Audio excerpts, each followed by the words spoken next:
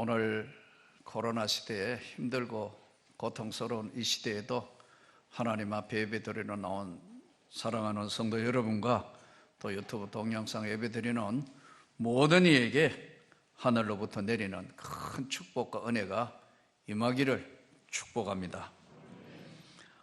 세계 금융의 중심지라고 이야기하는 미국의 연방준비위원회, 한마디로 연준이라고 그러죠. 연준이 드디어 이제 테이퍼링을 시작한다. 멀지 않은 날에 이제 테이퍼링 한다고 발표를 했는데, 이 테이퍼링이 무슨 말이냐 보니까, 사전을 찾아보니까 점점 가늘어지다, 끝이 뾰족해지다, 이런 뜻이더라고요. 한마디로 양적인 것을 점점 축소하겠다, 즉 돈을 걷어들이겠다는 것이 테이퍼링 한다는 그런 얘기더라고요.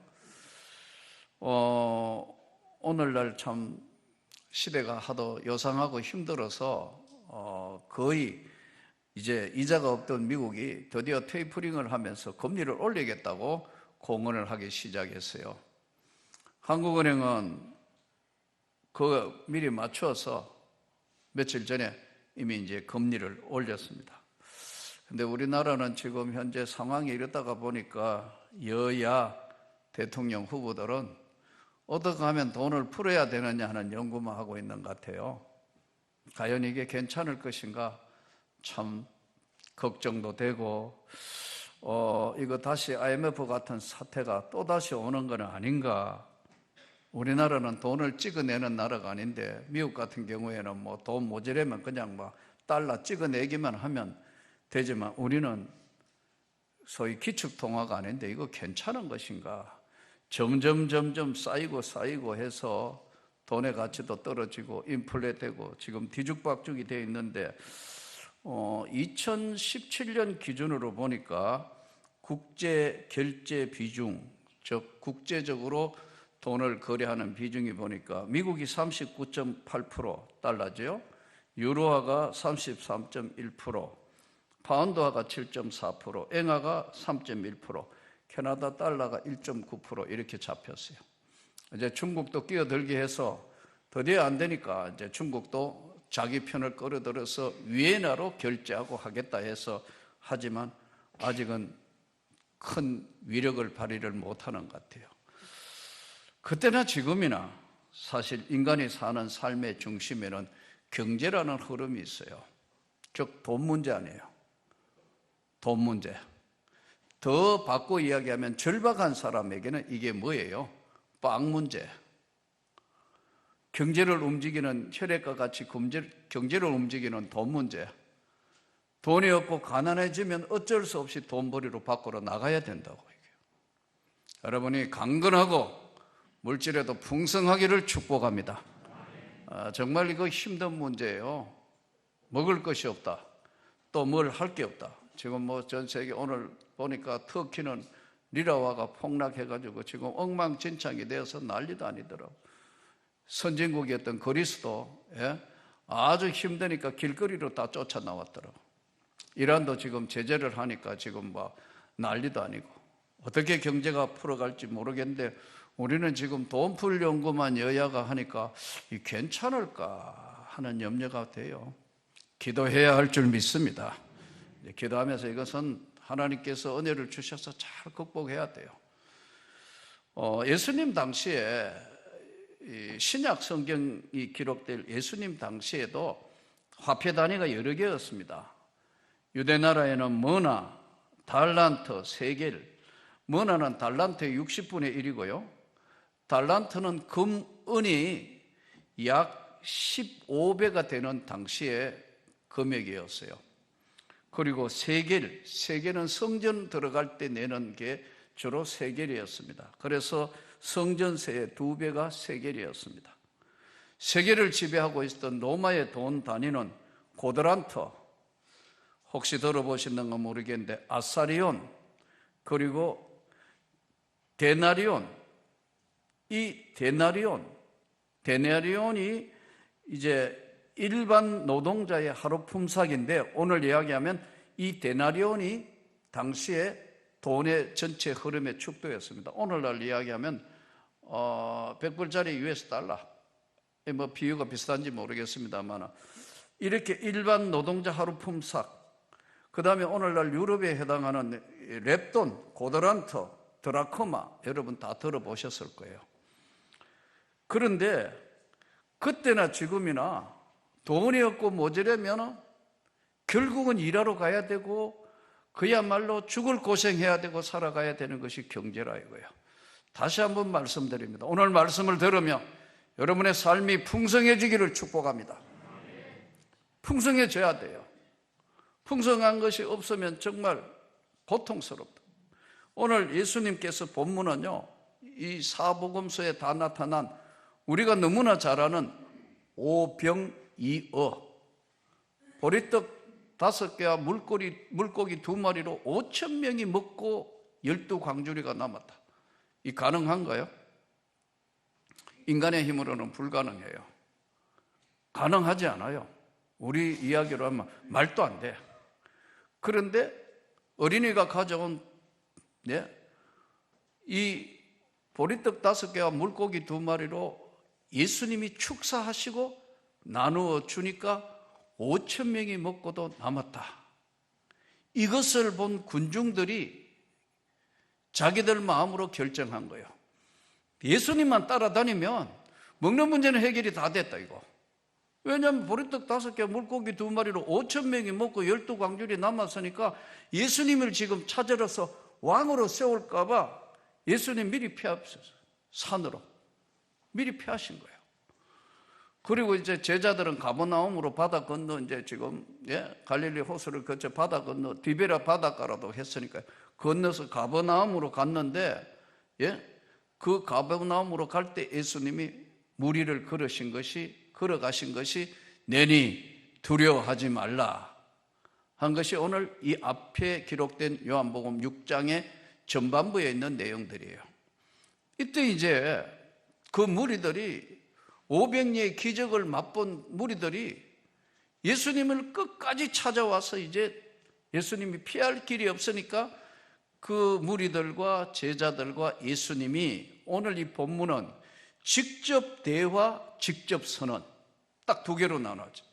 예수님이 그들하고 직접 대화했는 내용하고 하나는 직접 선언을 하시는 거예요. 예수께서 이르시되 35절 나는 생명의 떡이니 내게 오는 자는 결코 줄이지 아니할 터이요 나를 믿는 자는 영원히 목마르지 아니한다. 직접 선언이에요. 그리고 앞에는 이제 예수님과 그들이 대화하는 장면인데 너희가 나를 찾는 것은 떡 먹고 배부른 까닭이라. 왜 왔느냐 하면 내가 잘 알아. 나는 나를 찾는 것은 떡 먹고 배부린 까닭에 왔다. 예수님이 이렇게 말씀해요. 그러면서 썩는 양식을 위해 일하지 말고 영생하도록 있는 양식을 위하여 해라. 27절에 이 앞절에 이제 이야기를 해요.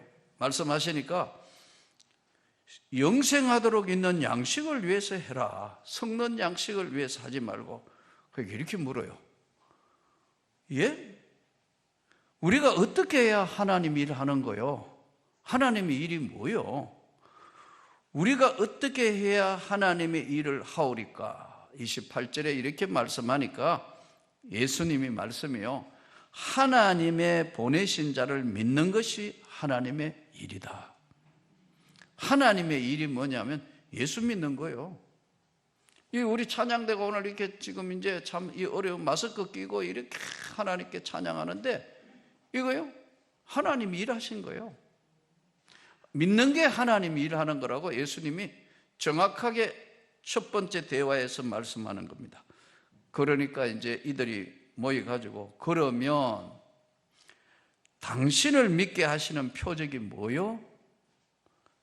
당신을 믿으라. 하나님의 보내신 것을 자를 믿는 게 하나님 일이니까 당신을 믿어야 된다면 표적이 뭡니까?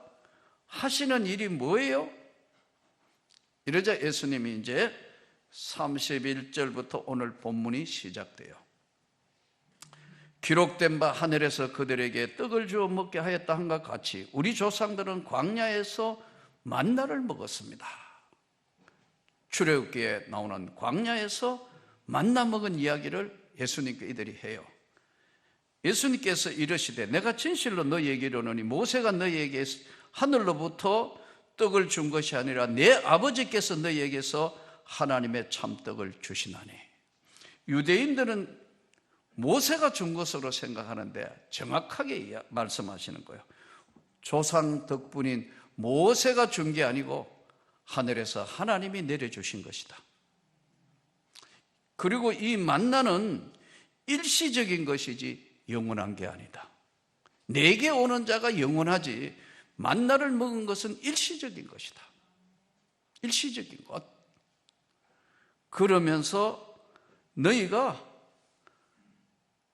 일시적으로 모세가 너희에게 하늘로부터 떡을 준 것이 아니라 내 아버지께서 너희에게 하늘로부터 참떡을 주시나니 하나님의 떡은 하늘에서 내려 세상에 생명을 주는 것이다.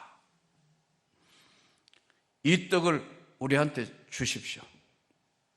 이제 떡에 대해서 이야기하다가 보니까 영원한 떡을 그럼 주시라고.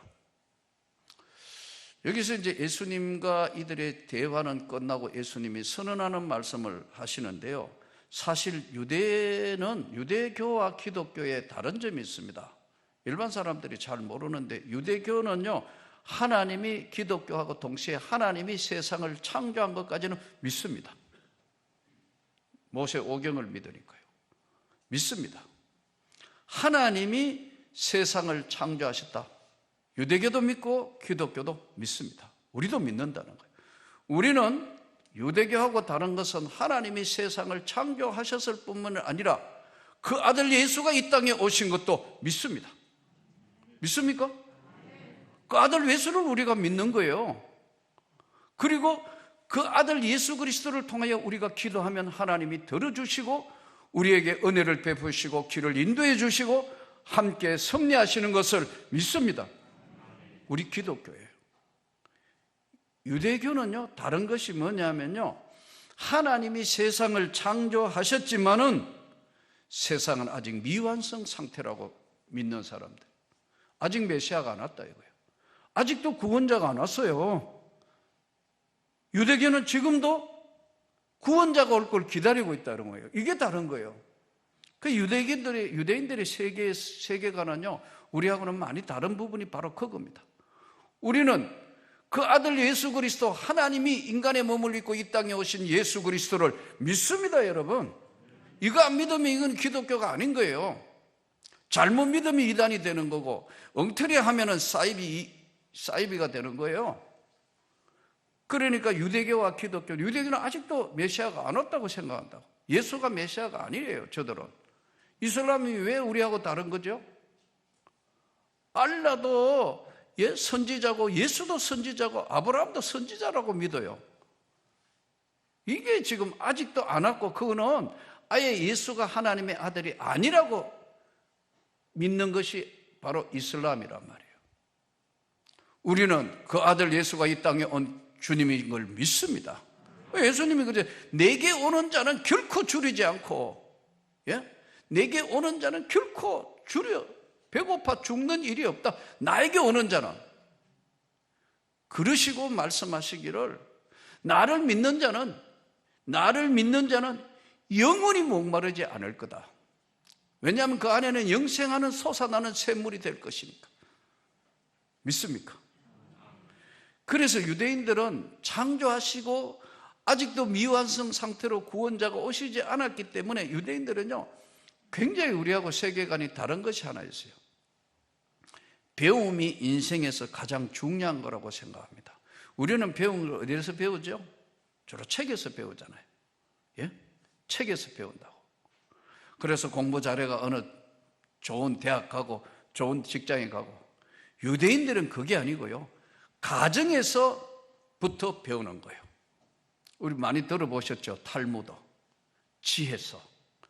가정에서부터 부모가 경험한 거, 우리 할아버지가 경험한 거, 그 위에가 경험한 거, 이런 것들을 더 중요하게 생각한다고. 그 유대인 교육이 어떤 면에는 맞는 거예요. 학교에서 뭐 수학 문제 몇 배 더 풀고 영어 단어 외우고 뭐 국어 뭐 국문학적으로 해석하고 뭐 화학, 생물, 과학 좀 안다고 세상 잘 사는 거예요? 세상 잘 사는 거냐고. 내 부모가 얼마나 고생하고 어떻게 살았다는 거, 그걸 각인시킨다고. 예. 이게 우리하고 다른 거예요. 그러니까 1차 대전, 2차 대전, 전쟁이 일어났는데도요, 유대인은 돈벌이 하는 거예요. 그렇게 지금 고난받고 하지만 철저하게 배움의, 경험의 세계를 자기 조상들부터 내려온 바로 어록, 탈무드, 그들의 재산적인 거예요. 직접 경험해 봤던 거, 굉장히 중요한 겁니다. 모세가 준 것이라고 생각하는데 모세가 준 것이 아니고 그것은 하나님이 주신 것이다. 내게 온 자가 바로 결코 목마르지 않고, 결코 줄이지 않고 영원히 목마르지 않을 거다. 예수님 말씀이에요. 유대인들은 아까 말씀드린 것처럼 참 어린 애들은 우리나 뭐 어른이나 아이나 뭐 세상 어디 가도 애는 똑같더라고.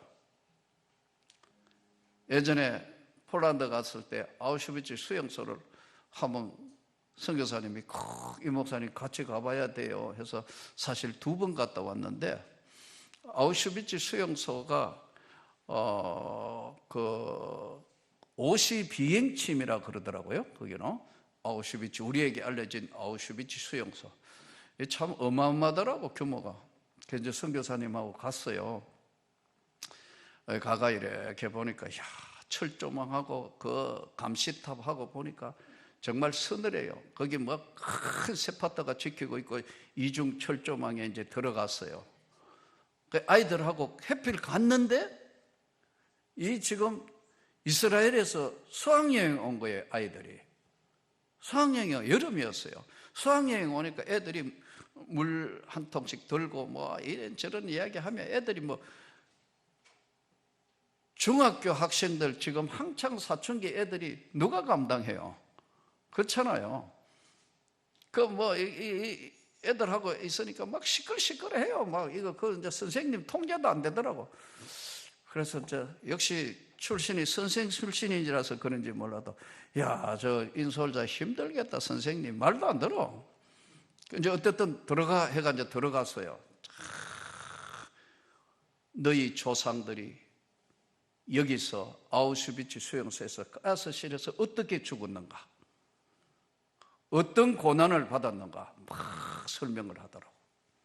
옆에서 이제 우리하고는 좀 떨어져 이렇게 하고 일반 관광객 걔들 들어가고 뭐 계속해서 이렇게 보니까요 설명을 하는데요, 이게 가스실이다. 너희 조상들이 이렇게 죽었다. 나라가 힘이 없으니까 이렇게 됐다. 유대인이라는 이유 때문에 이렇게 됐다. 안경 모아놓은 거, 신발, 애들 애기 신발부터 어른 신발 한 교실 한 칸이에요. 옷.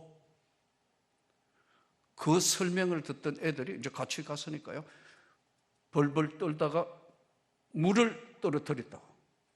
마시려 하는 물이 덜덜 떨려가지고 떨어뜨렸다고. 밖에 서 있을 때는 우리하고 연이 다른 똑같은 중학생들, 마음대로 시끄럽고 떠들던 애들이 한 바퀴 돌아가 자기 조상들이 어떤 고난과 죽음을 당했다는 걸 딱 보게 하니까 나왔을 때 애들은 뭐 점심시간 좀 됐는데 딱 나왔을 때 애들은요 너무나 달라진 애들이에요. 산 교육을 시킨다 이거예요. 우리는 오늘날 이 땅에 살면서 오늘 예수님이 나는 하늘로부터 온 생명의 떡이다. 내게 오는 자는 결코 줄이지 않는다. 내게 오는 자는 비참하게 만들지 않는다. 여러분 이걸 믿습니까? 결코 목마르지 않고 결코 줄이지 않고 결코 목마르지 않게 하겠다. 하늘에서 내려온 생명의 떡이다. 잘 안 믿는 거예요. 내 형편과 내 처지와 내 생각만 하지 하나님이 우리에게 주신 그 말씀을 먼저 붙들지 않는다고 해요. 유대인들 아까 이야기한 경험적인 교육을 통해서 글이 아니고 경험적인 교육을 통해서요, 지금도 저 작은 나라가 전 세계 지금 두뇌들을 움직이고 하는 것, 지금 미국을 움직이는 거대한 힘도 우리가 잘 아는 유대인들이잖아요. 우리는 오늘 이 시대에 살면서 하늘에서 내려온 생명의 떡, 예수 그리스도가 말씀하는 내가 하늘에서 내려온 생명의 떡이다, 결코 줄이지 않도록 주님 앞에 풍성하게 구하기를 축복합니다. 주님 앞에 나오기를 축복합니다. 진짜 주님 앞에 나와서 주님, 나에게 이런 어려움과 고난이 있습니다. 나를 믿는 자, 내게 오는 자 결코 줄이지 않을 것이고 목마르지 아니할 것이다. 오래전에 제가 대구를 한번 갔더니 어떤 분이 그런 이야기 하더라고요. IMF 때 중소기업을 했던 것 같아요.